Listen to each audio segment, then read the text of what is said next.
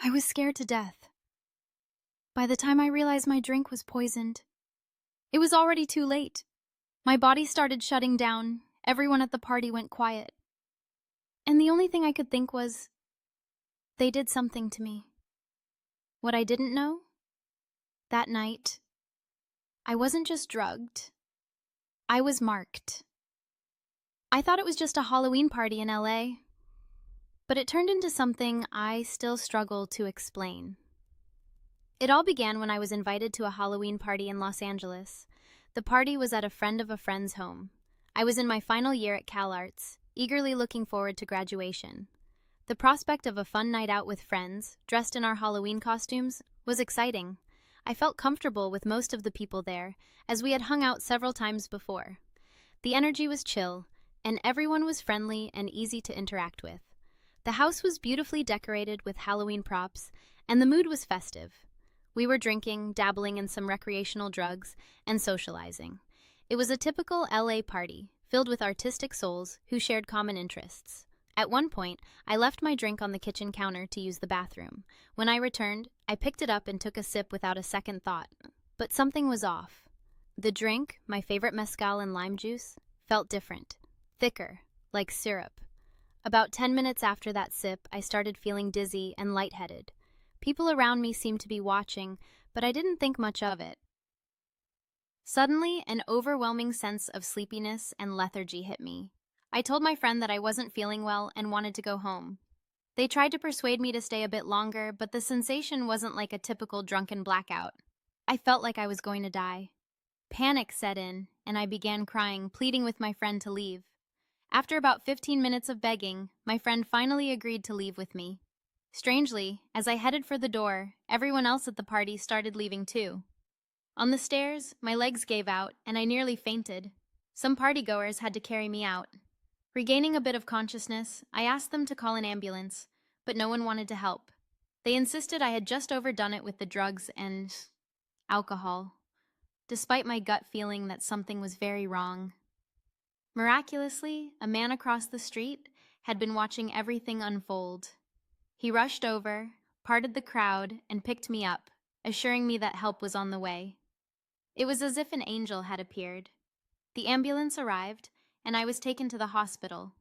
Tests showed my alcohol content was normal, and no drugs were found in my system, which was odd considering I had used recreational drugs that night. After receiving an electrolyte IV, I felt better and went home. A few days later, at the same time as the party, I experienced the same symptoms again. Sober this time and studying for a midterm. Dizzy and petrified, I practiced breathing techniques and drank water, but the episode lasted 3 hours before I fell asleep. This pattern continued every 3 days. Desperate for answers, I confided in my cousin, who traveled from San Francisco to stay with me. She rented an Airbnb to observe me during the next episode. When it happened again, my cousin noticed something bizarre. My pupils turned black, and the whites of my eyes turned red. I had never seen myself during an episode and was shocked by her description. My cousin, well-versed in spiritual matters, suggested we go to San Francisco to see a friend knowledgeable about witchcraft and sorcery. In San Francisco, the friend immediately sensed a dense energy around me. He called his uncle, who specialized in dealing with demonic possessions and curses. The uncle revealed that the Halloween party wasn't just a party, it was a sacrificial gathering. My drink had been spiked with a concoction meant to summon a djinn to steal my creativity and life force. The people, including my friend, were witches and warlocks. However, my strong ancestral protection prevented the djinn from fully taking hold. The uncle delved deeper into my ancestry and spiritual background. He told me that my lineage was extraordinarily powerful, a fact I had never known. My ancestors were revered for their spiritual strength and protective abilities. This heritage had provided me with a natural shield against dark forces, something that the witches and warlocks at the party had not anticipated.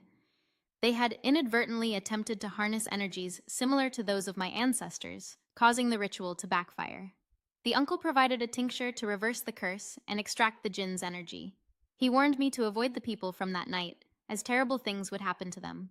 Returning to LA, my cousin stayed with me for a few more nights. The episodes stopped. Over the following weeks, those who attended the party began experiencing misfortune, sickness, disappearances, and even death.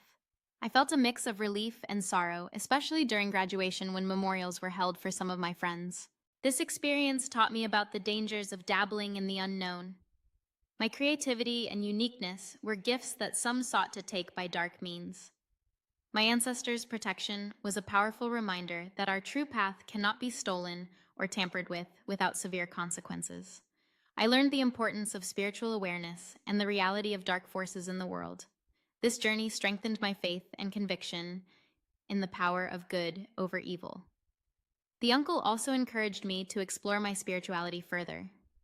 He believed that my natural gifts and ancestral lineage were so strong that they could rival his own abilities in dealing with dark forces. He said that if I embraced and developed my spiritual skills, I could become a powerful force for good and even put him out of business. His words resonated deeply with me, and I began to study and practice spiritual protection, meditation, and connecting with my ancestral roots. My story is a testament to resilience and the unseen battles we may face. I encourage everyone to stay vigilant, trust their instincts, and seek spiritual protection. My journey has shown me that there are forces beyond our understanding, both good and evil. Embracing our spirituality and understanding our heritage can provide us with the strength to overcome any adversity.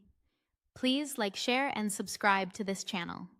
And if my story sounds similar to something you've experienced and you would like it featured on Spiritual Warfare Anonymous, email your story to the address in the bio. Until next time, bye.